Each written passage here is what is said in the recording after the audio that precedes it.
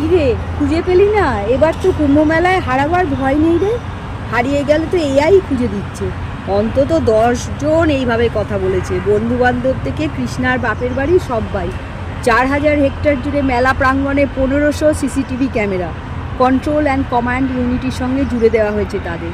আছে ভুল ভটকে কেন্দ্র, মেলায় হারিয়ে যাওয়া মানুষকে খুঁজে পাওয়ার সন্ধান কেন্দ্র। এই কাজেই লাগানো হয়েছে এআই বা কৃত্রিম বুদ্ধিমত্তাকে।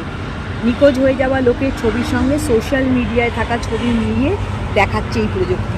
গোটা মেলা প্রাঙ্গণ জুড়ে 12টা এমন কেন্দ্র লাগানো হয়েছে এলআইডি বোর্ড।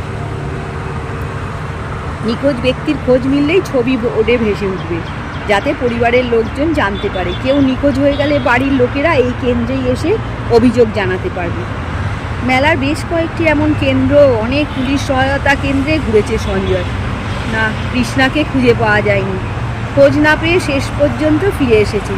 কৃষ্ণা মহাকুম্ভে কিন্তু যেতে চায়নি, সঞ্জয়ই জোর করেছিল। মহাকুম্ভ মেলা সর্বকালের সবচেয়ে বিরল এ মহা মানে মহৎ মানে মহা মানে মহান, অত্যন্ত শুভ। চলো চলো যাই। এক বিশেষ যোগ, সমস্ত দেবতা ছাড়াও ঋষি মুনিরা মানুষকে আশীর্বাদ করতে সমবেত হয়। সাধু সন্ত তপস্বী ঋষি সন্ন্যাসী পরমহংস শঙ্করাচার্য সবাই আসে। সঞ্জয় বুঝিয়েছিল কৃষ্ণাকে, মহাকুম্ভের সময় সেখানে থাকা জীবনের একটা বিরাট সুযোগ, এটা হাতছাড়া করা উচিত নয়। চলো চলো। দলে দলে মানুষ পুণ্যস্নান করতে যাচ্ছে। কি এমনি এমনি? প্রয়াগরাজে গঙ্গা যমুনা আর অন্তঃসলীলা সরস্বতী নদীর সঙ্গমস্থলে পুণ্যস্নান। সোশ্যাল মিডিয়া জুড়ে ভিডিও আর রিল। সঞ্জয় দেখিয়েছিল কিভাবে সব আশীর্বাদ নেওয়ার জন্য ভিড় করেছে। এই বলে কৃষ্ণাকে অনেক করে বুঝিয়ে নিয়ে এসেছিল। 10 বছর হয়ে গেছে ওদের বিয়ে। কৃষ্ণার কোল আলো হয়নি।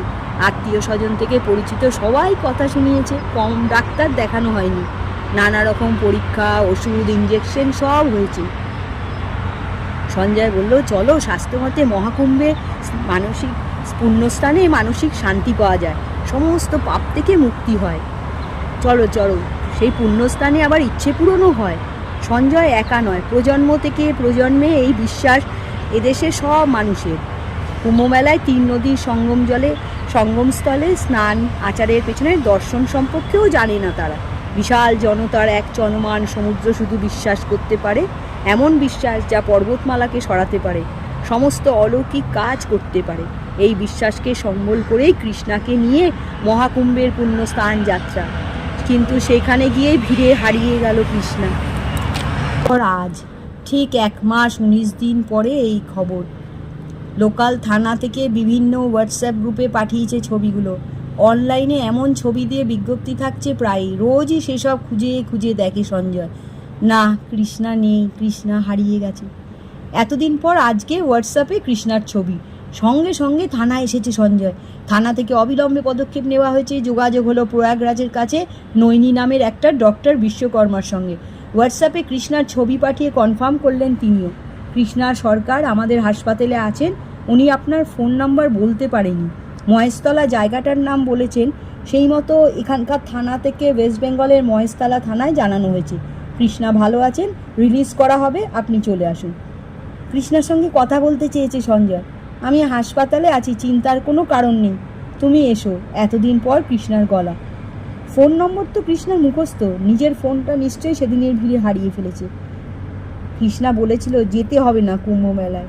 পরে খবর পাওয়া গেছে এত বড় অগ্নিকাণ্ডে কেউ নিহত হয়নি, সবাই বেঁচে গেছে।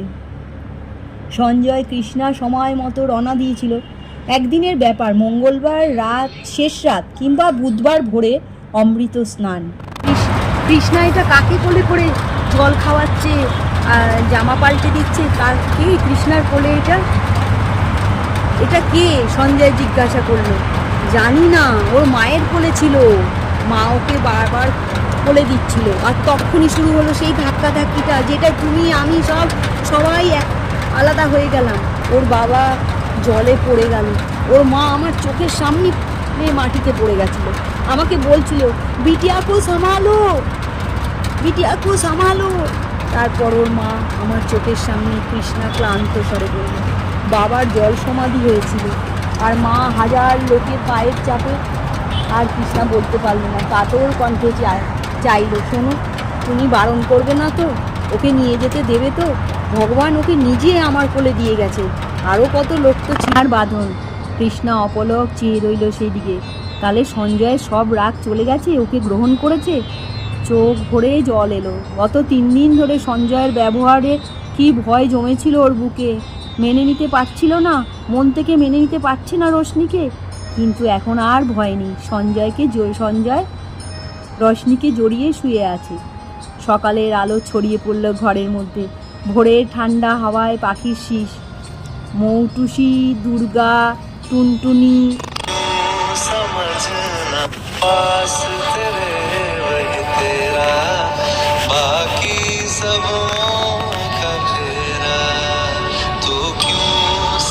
মৌটুসি, দুর্গা, টুনটুনি, এক ঝাঁক মুনিয়া, ভোরের পাখিরা, অপরাজিতা ফুল, কামিনীর ঝোঁক, গাছ থেকে গাছে টুং টাং তরঙ্গ। চোখের ওপর রোদ পড়ে ঘুম না ভেঙে যায়।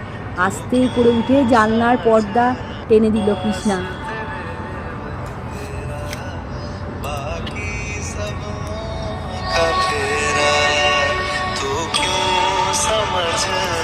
पास